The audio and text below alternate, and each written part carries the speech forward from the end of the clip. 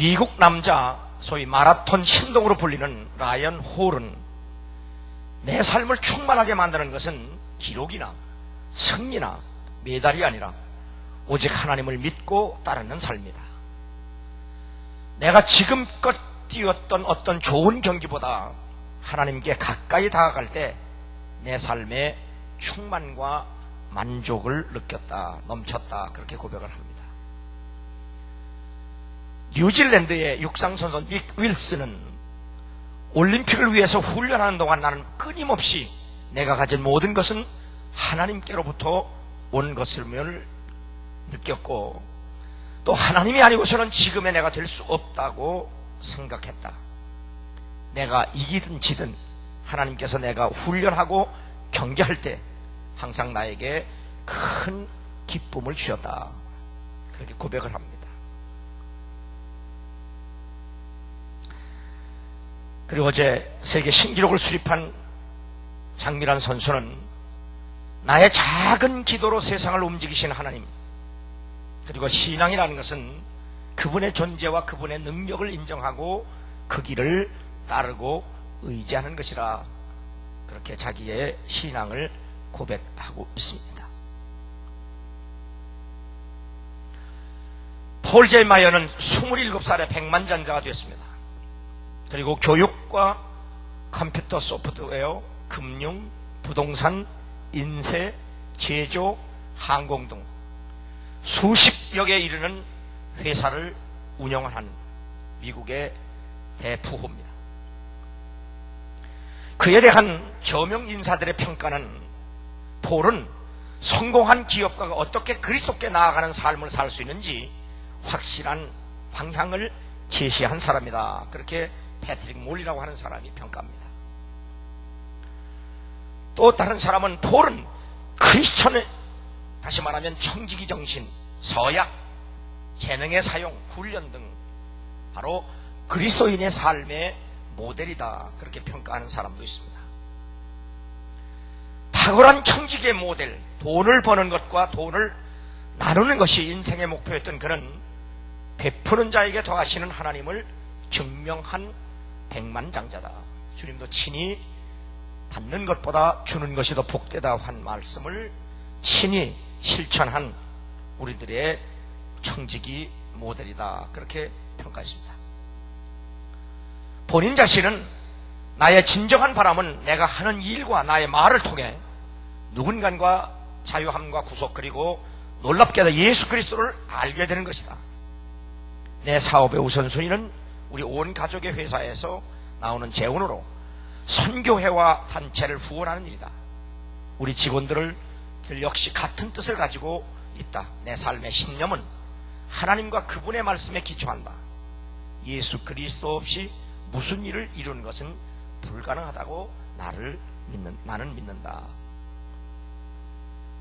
이 폴 제이 마이어는 미국의 60여 개 회사를 가지고는 대재벌입니다. 그런데 그는 평생을 오직 그리스도의 복음을 증거하기 위해서 사업하는 것이 그의 목표였고, 그렇게 실천하며 사는 사람들입니다. 세계적으로 존경을 받고 있는 기업과 기업인은 미국의 경제 전문지에서 서비스 마스터와 그 회사를 운영하는 CEO 윌리엄 폴라드를 선정했습니다. 최고의 기업은 서비스 마스터고 최고의 경영자는 윌리엄 폴라드가 선정이 됐습니다. 그런데 이 서비스 마스터는 바로 윌리엄 폴라드가 CEO입니다. 그는 이렇게 신앙을 고백합니다. 내 신앙이 궁금하면 내가 사는 모습을 봐라. 내 삶의 최우선 순위는 하나님을 섬기는 일이다. 그리고 사원들의 성장을 돕고 최고를 추구하며 수익 성장을 이루는 것이다. 내가 하는 일은 목회자가 목회하는 것과 같다고 생각한다. 그렇게 고백을 합니다. 삼성전자 서비스 대표이사 장형옥은 이 윌리엄 폴라드를 이렇게 평가합니다. 사랑의 하나님은 모든 구원받은 자에게 거룩하고 흠없고 의롭게 살라고 하셨다. 그리고 땅끝까지 복음을 전하라는 부르심과 사명을 주셨다. 사업을 하는 크리스천에게 기업 경영은 이러한 하나님의 부르심에 응답하는 것이다. 경영의 성과를 내는 가장 중요한 주체인 내부 직원과 외부 고객은 우리가 사랑하고 섬겨야 할 이웃이다. 기업은 하나님을 사랑하고 이웃 사랑을 실천하는 선교의 장이다. 기업 경영의 목적은 지속 성장이 가능한 수익을 창출하는 것이다. 수익을 창출해내지 못하는 기업은 생존할 수 없다. 하나님을 섬기는 일과 수익 창출을 위한 우선순위를 어디에 둘 것인가 하는 대답을 우리는 윌리엄 폴라드에게서 얻는다. 그렇게 고백을 하고 있습니다. 세계에서 최고로 존경받는 기업인 윌리엄 폴라드는 바로 크리스천 사업가들에게 모델이 되고 있다라고 하는 고백입니다. 몇 사람의 신앙 고백과 그들을 소개하는 이유는 어느 누구도 그 직업에 상관없이 이 땅에서 하나님께 영광을 돌리며 사는 것, 그것이 바로 그리스도인의 삶이며 하나님이 원하시는 삶이라는 사실입니다. 올림픽에서 금메달을 따는 운동선수도 목적이 금메달을 따는 것이 아니라 그 운동 자체를 통해서 하나님께 영광 돌리고, 그리고 그 운동을 통해서 바로 그리스도인의 삶이 어떻게 다른지를 보여주고자 하는 목적, 그리고 엄청난 사업을 하는 대부호도 그 사업을 통해서 예수 그리스도를 증거하는 것이 바로 사업하는 목적이요 목표라고 고백하는 그들, 바로 그것이 그들의 삶의 목표요 행복이라고 하는 사실을 우리는 배워야 한다는 얘기입니다. 이렇게 신앙은 생활이 되어야 되고 생활은 신앙적이어야 하는 겁니다. 생활되지 않는 신앙은 죽은 신앙이고, 생활은 되는데 그것이 신앙적이 아니면 하나님이 기뻐하시지 않는다는 사실입니다. 오늘 우리가 함께 읽은 본문에는 주는 그리스도시라고 하는 제자들의 신앙 고백이 기록되어 있습니다. 바로 주님은 그리스도라고 하는 고백하는 제자들에게 주님은 비로소 자신을 믿고 따르는 사람들에게 이렇게 살라고 말씀하셨습니다. 인자가 많은 고난을 받고 장로들과 대제사장들과 서기관들에게 버림받아 죽임을 당하고 사흘 만에 다시 살아나야 할 것을 비로소 저에게 가르치시다고 말씀합니다. 우리를 구원하시기 위해서 이 땅에 오신 메시아가 죽는다는 사실, 이것은 이스라엘 백성뿐만 아니라 제자들조차도 이해가 되지 않는 말씀이었습니다. 이스라엘 백성은 태생적으로 하나님의 기적을 어려서부터 체험한, 조상 대대로 하나님의 기적을 체험한 사람들입니다. 예수님을 따라다녔던 12제자조차들도 사역 초기부터 예수님이 행하신 기적만 보고 체험하고 따랐던 제자들입니다. 그런 메시아가 그것도 십자가에서 저주스러운 죽음으로 죽겠다고 하는 선언에 베드로는 예수님을 붙들고 간청을 합니다. 어찌 메시아가 그런 일을 당할 수 있습니까? 그러나 주님은 베드로에게 이렇게 꾸짖습니다. 사탄아, 내 뒤로 물러가라. 내가 하나님의 일을 생각하지 아니하고 도리어 사람의 일을 생각하는도다라고 말씀합니다. 예수를 그리스도로 믿는 사람은 반드시 생각의 변화, 인격의 변화, 삶의 변화가 되어야 한다는 사실을 주님이 말씀한 겁니다. 내가 아무리 예수를 주여 주여 하면서도 우리의 생각은 여전히 옛사람의 생각, 하나님이 기뻐하는 생각으로 변화되지 아니하면 결국 사탄의 꼬북노릇밖에 할 수 없다는 사실을 주님은 베드로를 책망하는 것을 통해서 우리에게 말씀하십니다. 예수께서 대답하여 가라사 진실로 진실로 너희에게 이르노니 사람이 거듭나지 아니하면 하나님 나라를 볼 수 없느니라. 사람이 물과 성령으로 나지 아니하면 하나님 나라에 들어갈 수 없느니라. 육으로 난 것은 육이요 성령으로 난 것은 영이니 내가 거듭나야 하겠다는 말을 기히 여기지 말라. 우리 한국 교인들은 그냥 나는 예수 믿는 사람이다 라고 대답하지만 미국 교인들은 그냥 크리스찬이다 하는 말과 나는 본 어게인 크리스찬이다, 거듭난 교인이다 라고 하는 말은 분명히 구별해서 고백을 합니다.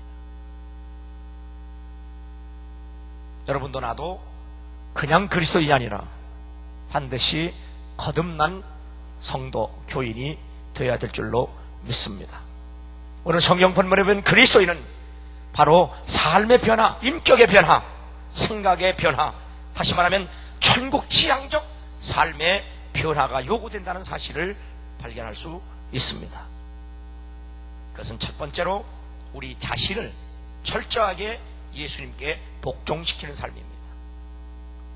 두 번째는 예수님의 십자가의 죽음과 부활에 연합되어야 된다는 사실입니다. 셋째는 주님이 이끄시는 대로 절대 순종해야 한다는 사실입니다. 우리가 예수를 주여 주여 하면서도 삶의 목표가 나 자신을 위해 살면 결국 그것은 사는 것이 아니라 죽는 일이라고 말씀합니다. 그러나 우리의 삶이 나를 부인하고 내 생각을 부인하고 내 삶의 의지를 부인하고 오직 주님의 목적과 복음을 위해서 스스로를 헌신하고 희생하는 것, 그것이 십자가를 지는 길이요 죽는 길이요 그리고 그것이 예수 안에서 다시 사는 길임을 분명하게 말씀합니다. 그래서 아무든지 나를 따라오려거든 자기를 부인하고 자기 십자가를 지고 나를 쫓을 것이라고 말씀합니다. 자기를 부인하는 것은 극기와 다릅니다.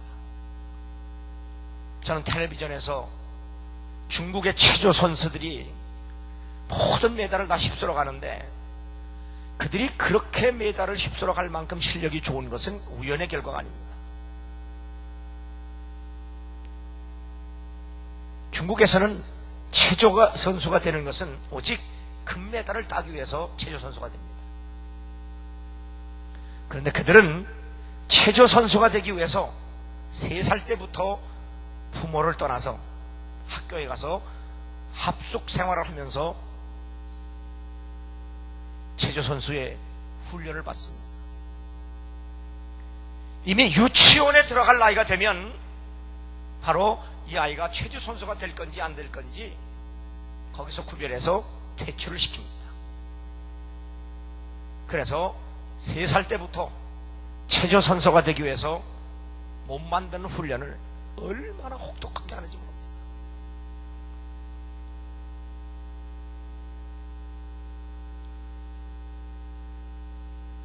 그 부모의 품에 앉아서 재롱을 떨어야 할 그 나이에 그들은 부모를 떠나서 학교에 들어가서 코치와 감독의 명령을 따라서 철저하게 다듬어지고 훈련되는 그런 극기의 훈련의 과정을 겪는다는 얘기입니다. 오늘 주님이 나를 따르려거든 너를 부인하라고 하는 것은 이런 극기의 훈련은 아닙니다.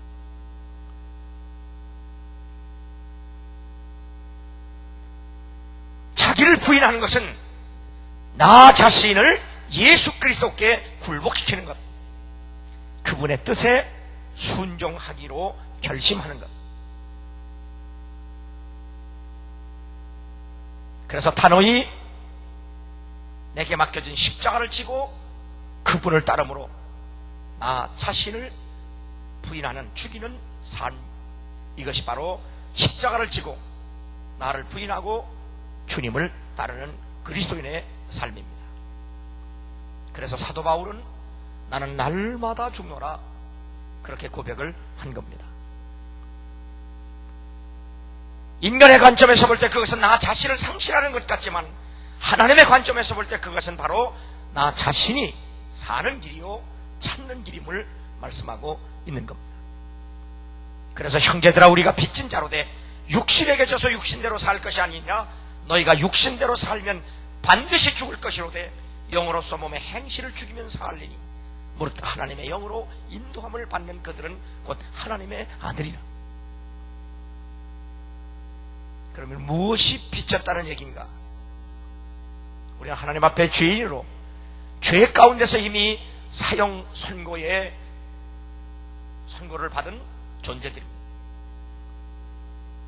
바로 그 죄값을 예수 그리스도께서 십자가에서 지불하신 겁니다. 그리고 그 예수 그리스도께서 우리의 속전이 되셔서 우리의 구속자, 대속자, 구세주가 되신 겁니다. 내가 갚아야 할 죄값을 대신 갚아주셨기 때문에 우리는 그분에게 빚진 자입니다. 그래서 우리는 그분의 종이 되어야 하는 겁니다. 종이 주인의 명령과 주인의 뜻을 따르지 않고 자기 자의대로 한다고 하면 그것은 주인이 종이 될 수가 없습니다.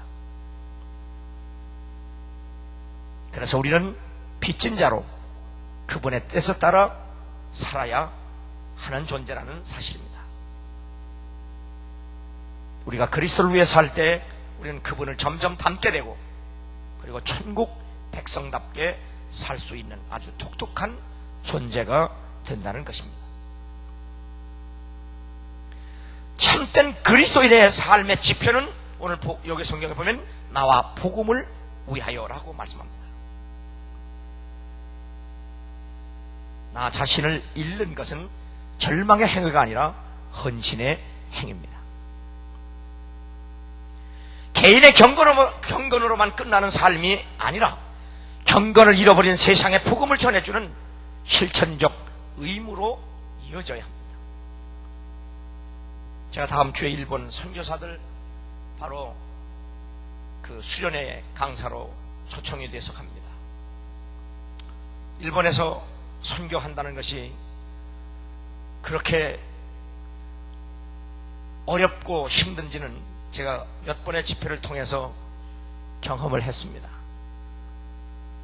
그래서 서울에 있는 온누리 교회는 바로 일본 선교를 위해서 아주 총력을 다하고 있습니다. 여러분이 잘 아시는 대로 온누리 교회의 하용조 목사님은 간암을 8번이나 수술하고 그리고 매일 이틀에 한 번씩 투석을 하는 몸을 가지면서도 바로 일본 선교에 목숨을 걸다시피 합니다. 지난번 작년에 했던 소위 러브 소나타라고 하는 그 집회에 수십억 원을 쏟아부을 만큼 그런 많은 경비를 희생하면서 일본의 한 영혼을 구원하려고 그런 엄청난 일을 하고 있습니다. 그 전도 집회를 돕기 위해서 온누리 교인 3,000명이 그리고 5,000명, 3,000명이 자비로 비행기표를 사고 그곳에 가서 기도하면서 복음을 전도하는 그런 아름다운 모습을 봤습니다. 작년도에 온누리 교회가 크기 때문에 장로님을 60여 명을 피택할 때 바로 그 60여 명이 다 어떤 분이 그 교회 장로가 되느냐, 바로 일본 선교를 위해서 최선을 다해서 헌신하고 그리고 희생한 분들이 온누리 교회의 바로 장로님들이 다 됐습니다. 그리스도인은 바로 예수와 복음을 위해서 바로 희생하고 헌신하는 것, 그것이 바로 그리스도인의 삶이요 십자가를 지고 나를 부인하는 삶이라는 사실을 오늘 본문은 말씀합니다. 오늘 이 본문은 천국과는 비결을 말하는 것이 아닙니다. 바로 이 땅에서 예수를 그리스도로 믿는 사람이 어떻게 살아야 하는지에 대해서 말씀하는 겁니다.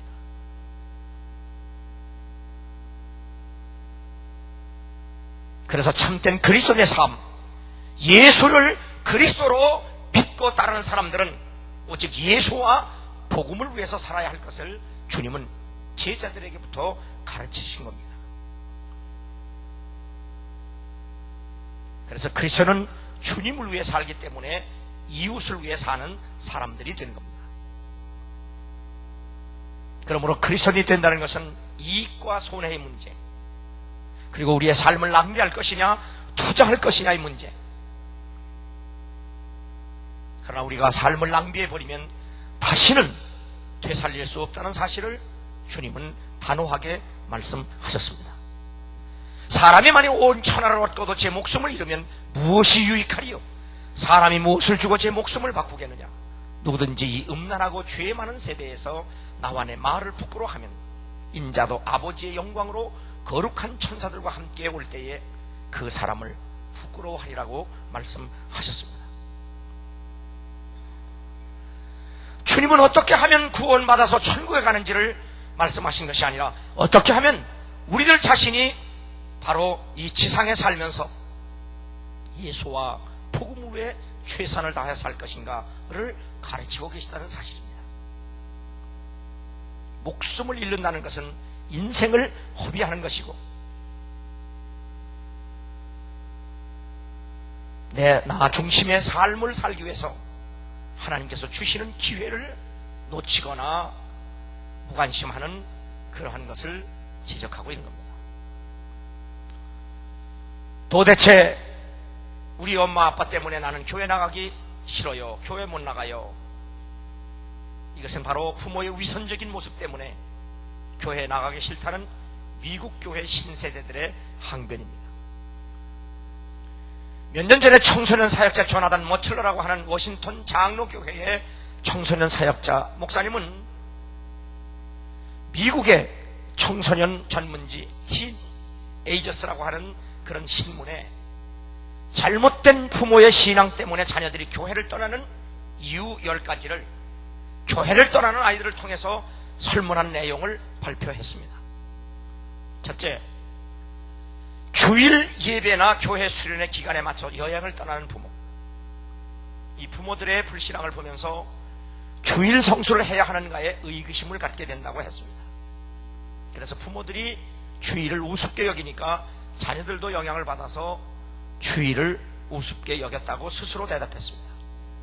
두 번째는 예배 시간에 몇 번씩 시계를 들여다보는 부모. 예배가 길어지면 짜증을 내는 부모를 통해 예배 태도가 망가진다, 그렇게 대답했습니다. 세 번째는 자녀 앞에서 목회자의 흉을 보는 부모. 그래서 자녀들이 목회자를 불신하는 그래서 아이들이 교회를 가기 싫어하고 결국 신앙을 잃어버린다는 겁니다. 네 번째는 11조나 헌금을 제대로 하지 않는 부모. 이 부모의 위선적인 모습을 자녀들은 제일 싫어하는 겁니다. 왜 우리 부모는 그렇게 하나님께 교회에 인색할까?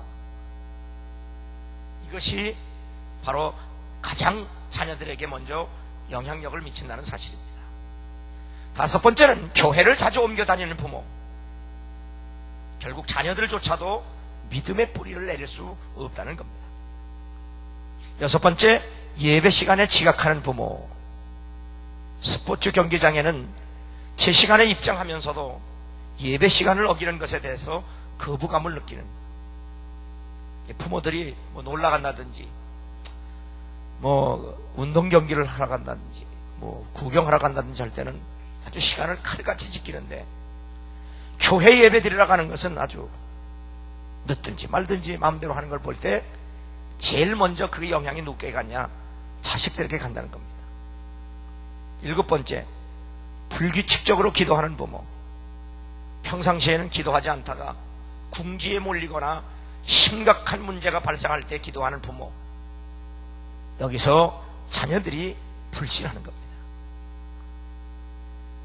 여덟 번째, 교회에서 봉사하지 않는 부모. 온갖 핑계를 대가며 교회 봉사를 꺼리는 모습에서 자녀들은 부모의 이기적인 삶의 방식을 배운다는 겁니다.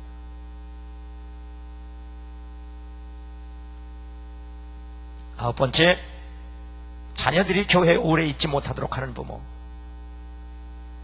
결국은 자녀들이 교회에서 다양한 신앙의 경험과 기쁨을 얻지 못하게 된다는 겁니다. 열 번째, 말만 앞세우는 부모. 언행 불일치는 자녀들에게 신뢰성을 잃습니다.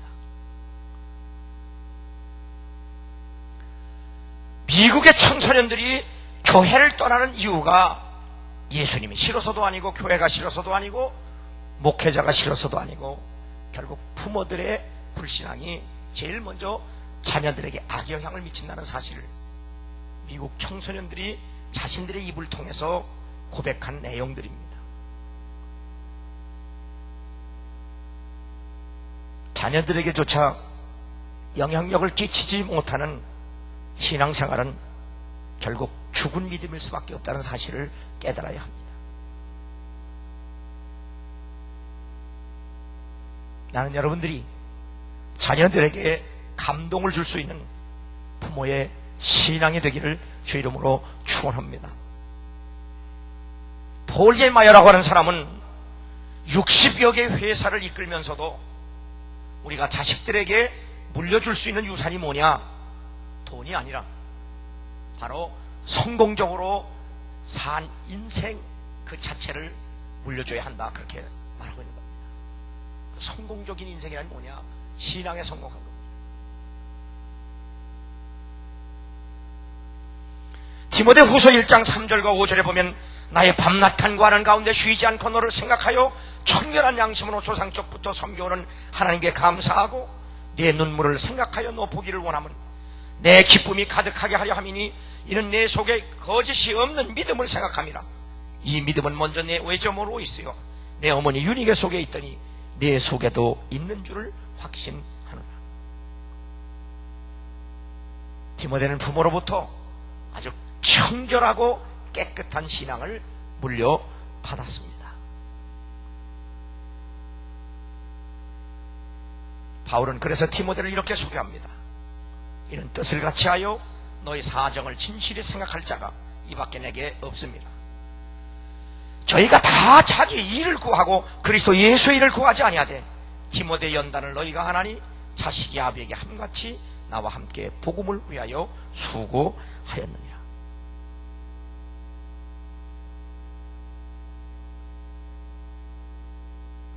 저는 개인적으로 구약에서는 갈렙, 그리고 신약에서 디모데를 제 개인적인 신앙의 멘토로 삼고 있습니다.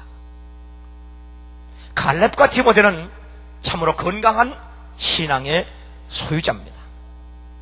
그리고 사도 바울에게 있어서 둘도 없는 동역자요, 그리고 제자요, 친구며 자식이었습니다. 그래서 존 웨슬리도 하나님을 두려워하고 죄를 미워하는 사람 100명만 주시면 세상을 변화시킬 수 있다고 하나님께 기도했습니다. 오늘 많은 올림픽 선수들이 자신들의 그 운동을 통해서, 시합을 통해서 많은 사람들의 감동을 주고, 그 중에서도 바로 그리스도인 스포츠 선수들은 신앙으로 더 큰 감동을 주고 있는데, 나는 여러분들이 부모로서 자식에게조차 감동을 줄 수 없다면 그것은 바로 죽은 믿음이라는 사실을 말씀드렸습니다. 나는 자식들에게조차 감동을 줄 수 없는 믿음, 이 부끄러운 믿음을 벗어버리고 자녀들에게 감동을 줄 수 있는 믿음의 부모들로 변화되고 거듭나기를 주 이름으로 축원합니다. 그러면 나는 예수 안 믿는 부모, 그리고 잘못 믿는 부모의 자녀이기 때문에 나도 예수 믿는 것은 글렀다, 처쳤다, 그렇게 생각하지 말고 나도 내 집에 나로부터 신앙의 가문을 일으켜 세우겠다. 신앙은 지극히 개인적입니다. 물론 영향을 받는 것은 중요하지만, 그러나 언제나 신앙은 하나님과 나 사이의 1대1의 문제입니다. 내 부모가 불신앙이라고 할지라도 나는 주 안에서 믿음으로 살 수 있습니다. 얼마든지 살 수 있습니다. 저도 어머니가 예수를 평생 믿었지만 제 아버님은 평생 예수 안 믿었습니다. 80세가 될 때까지도 예수를 안 믿으셨습니다. 그래서 제가 거듭나지 않을 때는 그저 예수 안 믿어도 종교는 자유니까 그렇게 생각하면서 살았는데, 내가 예수를 진심으로 구주로 영접하고 거듭나는 체험을 했을 때 저는 예수 안 믿는 아버지를 보고 있을 수가 없어서 얼마나 눈물로 하나님께 기도 많이 했는지 모릅니다.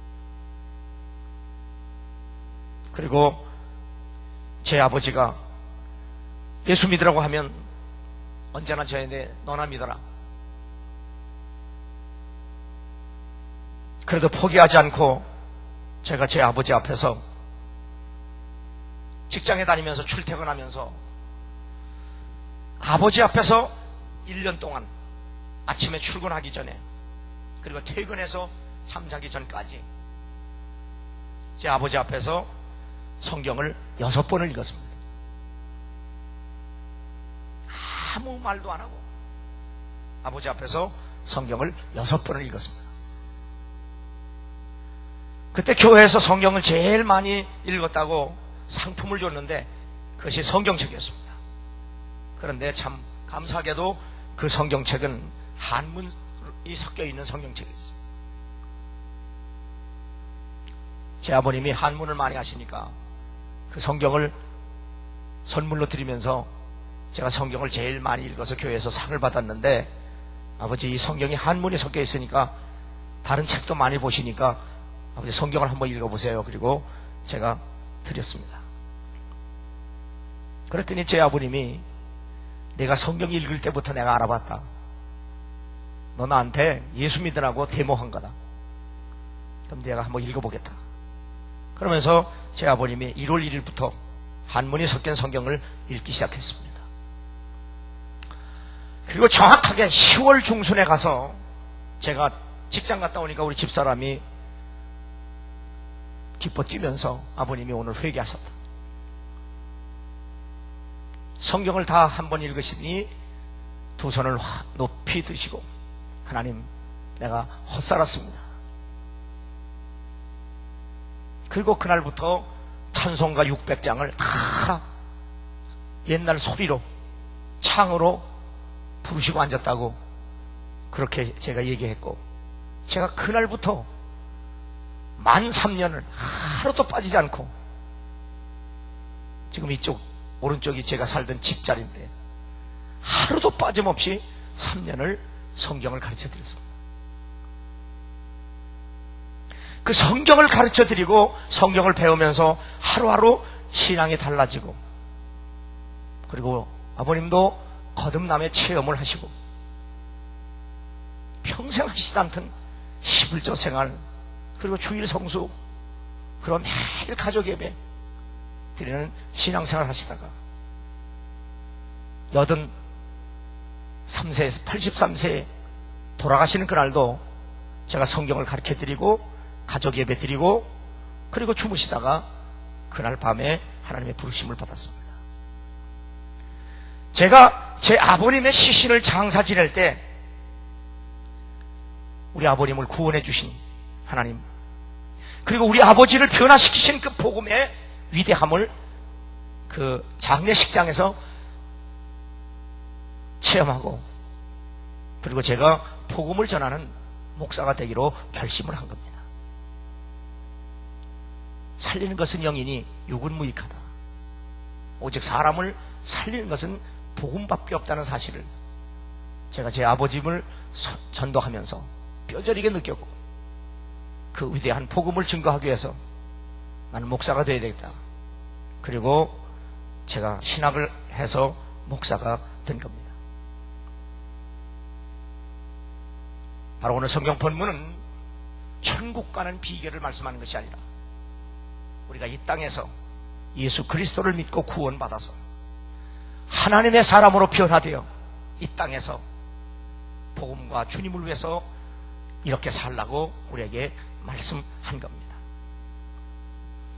하나님의 사람, 믿음의 사람, 그리스도의 제자, 참 그리스도인이 그리운 시대입니다. 주여, 내가 여기 있나이다. 이 고백이 여러분의 고백이 되기를 바랍니다. 수많은 올림픽의 금메달리스트가,